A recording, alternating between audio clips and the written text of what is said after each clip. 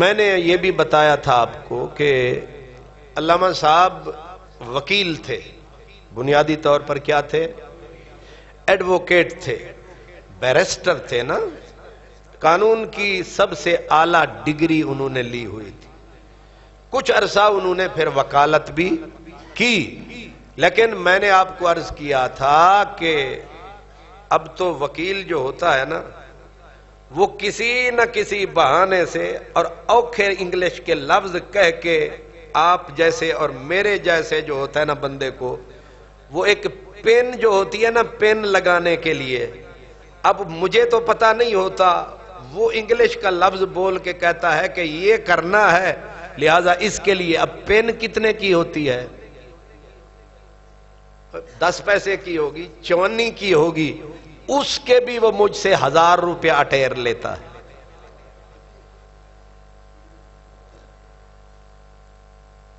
علامہ صاحب بھی وکیل تھے، اب انہوں نے ایک مقدمہ لیا اور ان کو کہہ دیا کہ بھئی یہ ختم ہو جائے گا 4 پیشیوں میں یا 6 میں، آپ نے وقت کے مطابق اس سے پیسے لے لیے کہ اتنا پیشیاں ہوں گی، اتنا ٹائم لگے گا، اتنے ٹائم کا اتنا پیسہ بنتا ہے، اور یہ جائز ہے کہ بندہ اپنے وقت کا معاوضہ لے سکتا ہے جتنا اس کا سٹینڈر ہے تعلیم کا۔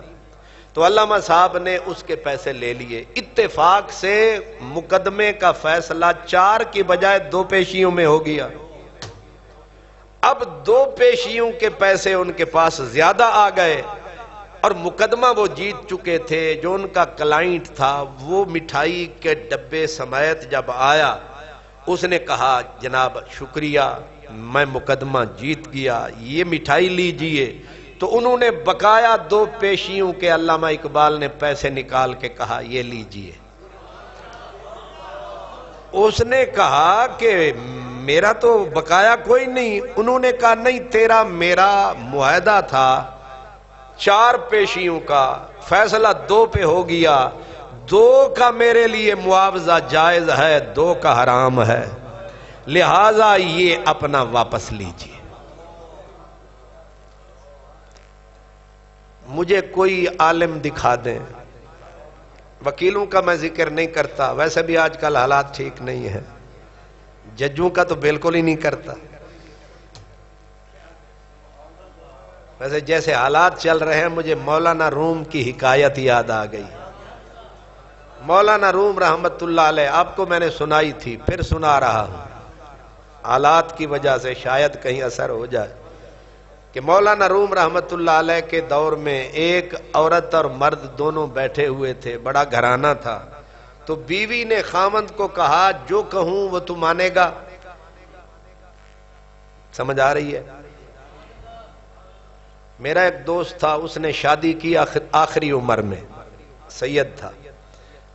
تو ایک دن مجھے ملا، مجھے کہنے لگا آخری عمر، یعنی ان کی بینائی بھی کمزور ہو چکی تھی، آخری عمر میں۔ تو مجھے کہنے لگا میں آپ کو بتاؤں کہ یہ عورتیں جو ہوتی ہیں یہ اپنی وہ کیسے منواتی ہیں۔ میں نے کہا بتائیں۔ اس وقت میں غیر شادی شدہ تھا، بالکل ہی بہاولپور میں پڑھتا تھا۔ تو مجھے کہنے لگے کہ جس وقت میری بیگم مجھ سے کچھ منوانا چاہتی ہے نا، آ کے میرے ساتھ بیٹھ جاتی ہے، کاندھے پہ ہاتھ رکھ لیتی ہے اور کہتی ہے نصیر شاہ کیسے ہو؟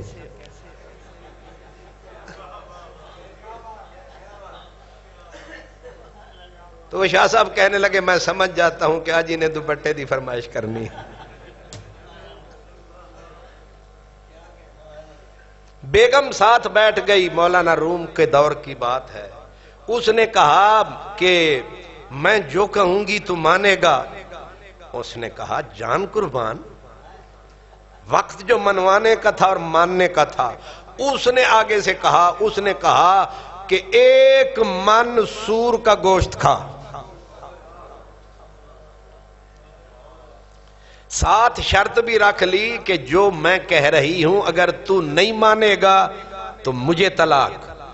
اس نے کہا تیری تے ہر گالی میں نو سبحان اللہ، نہ مننا والی تے گالی کوئی نہیں۔ اس نے آگے سے فرمائش دھر دی کہ تو اگر 1 من سور کا گوشت نہ کھائے تو مجھے اس نے کہا ٹھیک ہے، ہاں پہلے تو اس نے منوا لیا کہ میں ہر بات مانوں گا، نہ مانا میں نے تو طلاق۔ اس نے کہا پھر ایک من سور دا گوشت کھا۔ پیٹ اٹھا، اس نے کہا یہ تو نے کیا کر دیا؟ اس نے کہا ہون تے پھر کھانا پینا ہے، یا مجھے چھوڑ۔ اب ایک ایک عالم کے پاس گیا کہ اس کا کوئی حل ہے، گھر بچ سکتا ہے۔ مولانا جلال الدین رومی کے پاس جب پہنچا، انہوں نے کہا رو نہیں، پیٹ نہیں، حل ہے، حل ہے۔ انہوں نے کہا یہ تو گل ہے، کیا حل ہے؟ فرمایا کسی قاضی جج کے گھر سے ایک من روٹی کھا لے۔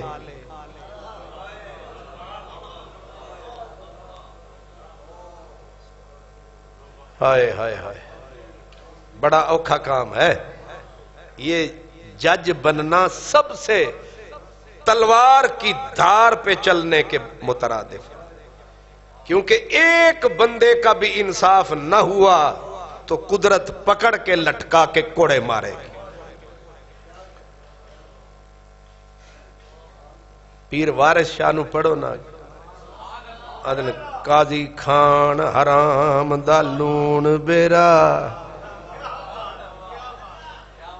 اے ججاں دی، اس دور دے ججاں دی گل نہیں،